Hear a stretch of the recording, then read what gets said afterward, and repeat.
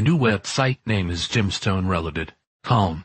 October 17, 2024. The effect of AI on education. This report is being done by request. AI is now touching everything, from Pokemon posts to Facebook to the deep secrets at SpaceX. If Elon Musk thinks he's keeping the NSA out of his business, he's not. It is not possible. In short, AI is now touching everything in the electronic medium. A primary objective of AI is to recognize and steal secrets and creativity, filter them from what is useless, and present everything worth stealing in easy access form to those controlling the AI. But the most prominent use of AI at this time is to have AI listen to public discourse, so that discourse can be manipulated for political gain, trend-setting, and profit. So how would this affect education? The answer to this question is not found within the AI itself. The answer is found in the objectives of those who own the AI. If those who own the AI wanted everyone to be Christian, they could quickly gain data that could be used to persuade the population into being more Christian. However, if they wanted to use the AI to find ways to convince little boys in school that they are really girls in boys' bodies, and they therefore need to transform into being girls, it could also be easily done. So the effect of AI on education depends solely on how the AI is used. The decisions AI makes are heavily influenced by the opinions of those who program the AI. And if the AI is used to tutor or teach the children, the decisions about what an individual child really needs will become inherent in the software the AI is using and the bias of those who wrote the software, rather than live human input based in first-person contact from a human teacher. In other words, because the AI is not actually able to run with the child, laugh with the child, or truly learn the child because it has no real contact with the child, education will become very generic and will carry the bias of the programmers if everything is done as the AI dictates. Problem. That is exactly what the elite, who rule society from the top down, want. The elite want a predictable population that can be manipulated predictably via the administration of uniform education with little individuality. And they will do this while they preach a never-ending mantra about diversity and individuality. And it simply cannot accomplish truly diverse outcomes because the opinions of whoever programmed the AI will be evident in every child the AI touches. And if the AI teaches the children in a way that interferes with the state agenda, the AI will be reprogrammed until it does not. In this way, AI threatens to give birth to an easily controlled monoculture, where everyone thinks exactly the same, the complete opposite of individuality. Another way AI will no doubt impact education is through the use of it to do critical thinking the child should be doing rather than teaching the child to think independently. This could create a new generation of children who are followers of others' children, who only do what they are told rather than children who think about what they should actually do. And this is likely a primary objective of those who intend to use AI in education.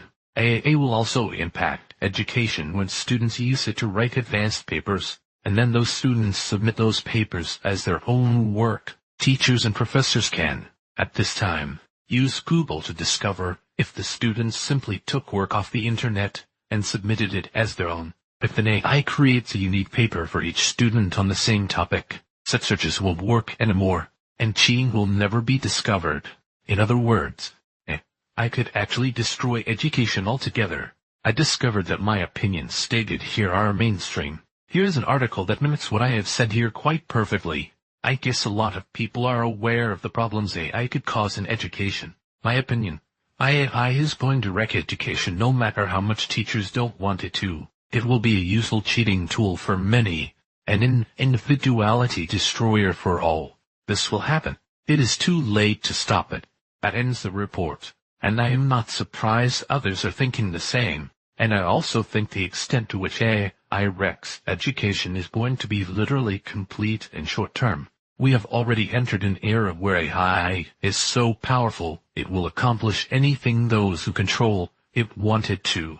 And unfortunately, those who control it do not have our best interests in mind. Our society will only function when the interests of all are considered.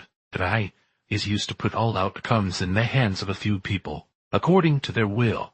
People who are corrupt and malignant. Our society will not last more than a decade. We are there. The shit is already in the fan. And that got me thinking.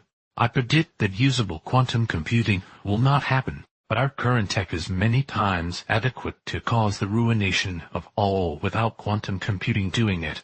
When I was in the NSA, a form of quantum computing was already tried and abandoned. The primary reason why it was abandoned is the instability of solid-state electronic circuits. And in the current versions of quantum computers, even if you do have a so-called qubit functioning, for the precise state of the qubit which conventional electronics have to discern is completely dependent on the stability of the electronics reading it. Here's exactly why quantum computing will fail.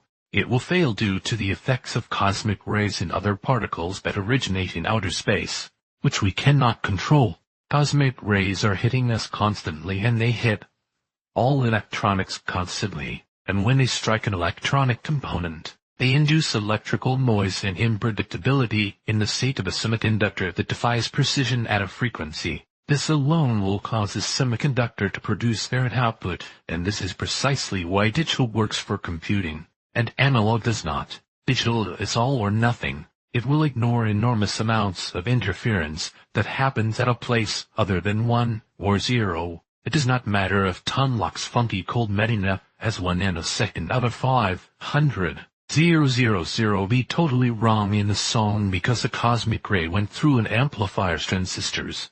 The music will sound the same to the listener, but if that same cosmic ray hits a semiconductor that is monitoring the state of a qubit, you will likely end up with crazy results that are not compatible with computing. Ditto for when a cosmic ray strikes a qubit directly, multiply that by a billion or so non-digital transistors. Digital works because it is all or nothing, and noise induced by a cosmic ray simply is not heard by a digital computer. But when you have to read the states in between 0 and 1 which a quantum computer has to do, cosmic rays matter a lot. And no matter how accurate and stable the analog electronics are, cosmic rays will tip the balance towards failure. Shielding a quantum computer from cosmic rays is probably not going to be a viable solution either. And if it is successful, it will only be in extreme and costly shelters. I built a cosmic ray detector in 2006 to prove I could do what a friend with a PhD in physics did, and I put it all the way down in the bottom floor of a large underground parking garage with a huge skyscraper above it, and it still went off in only a few seconds. Every time it was switched on. And my friend's cosmic ray detector, which had many more tubes than mine, had did the same thing. That alone will make quantum computing impractical for ordinary people. Adequate shielding simply won't be practical. The NSA already tried analog computing. The computers were fantastic, but too finicky to be practical. Computers need literally 100% accuracy in all calculations. I remember back in the early 90s some of the Intel Pentium processors had a floating point error that only showed up once in a billion or so calcs, and that was enough to put an end to that revision of the Pentium. Intel had to recall them all. Quantum computers are going to have that problem a whole lot worse. They will be cool when presented as parlor tricks, but in the real world they will not be viable unless a lot of sacrifices are made, such as reducing the number of states in which a qubit can be read. I bet stability will never be had that is better than 7 steps because the NSA concluded even that much was not possible with good enough predictability. Even if stability could be had with twice that precision, such sacrifices would put victory well within the reach of AMD and Intel. Digital is simply going to win. That is not my normal type of report. I did it as a favor, and I hope my readers are okay with it. And by the way, I have listened to the idiots at Google define what a qubit is, and I call bullshit. A qubit can be at any state, because analog can be at any state. Any way you cut it, quantum computing is real-world computing, not digital world computing. And in the real world, physics, atomic particles, and nature in general matter and cannot be swept aside. Digital literally gets a totally unnatural free ride that can ignore the world around it. A qubit, by contrast, can get a headache.